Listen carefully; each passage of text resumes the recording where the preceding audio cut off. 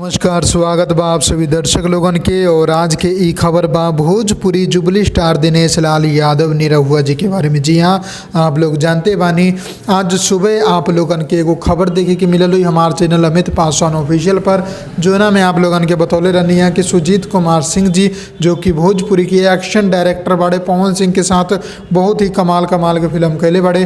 अब उ खेसारी लाल यादव जी के साथ एगो फिल्म को साइन कैले बड़े। और ओकरा बाद एगो और खुशखबरी आयल। जी हाँ, जौन सुजीत कुमार सिंह जी बाड़े ई निरहुआ जी के साथ भी एगो फिल्म साइन कैले बाड़े। जी हाँ, जो ना कि अभी नाम डिसाइड ना भइल बा, लेकिन सारा कुछ फाइनल हो चुकल बा।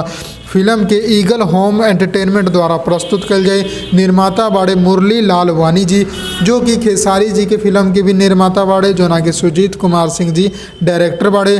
फिल्म के संगीत दिले बाड़े ओम झा जी। जी हाँ, और एकर नाम आप लोगन के बहुत जल्द अनाउंस कर दिया जाए, ऐसा पोस्ट में जानकारी दिले बाड़े। और बहुत ही बड़ा खुशखबरी बा कि पहले पावर स्टार पवन सिंह के साथ इतना शानदार फिल्म बनौले, अब खेसारी लाल यादव और जुबली स्टार दिनेश लाल यादव निरहुआ जी के साथ वो अपन एक्शन पैक्ड फिल्म लेके आ रहा बाड़े। और दोनों फिल्म आप लोगन के बीच में बहुत जल्द नाम अनाउंसमेंट हुई। और जैसे अनाउंसमेंट हुई आप लोगन के बीच में हम खबर लेके हाजिर हैं। बस आप लोग हमने के तीनों channel Bhojpuri plus junction, Bhojpuri plus और अमित पासवान ऑफिशियल के सब्सक्राइब कर ली। कोनो भी खबर कोनो भी चैनल पर केहू समय आ सकता।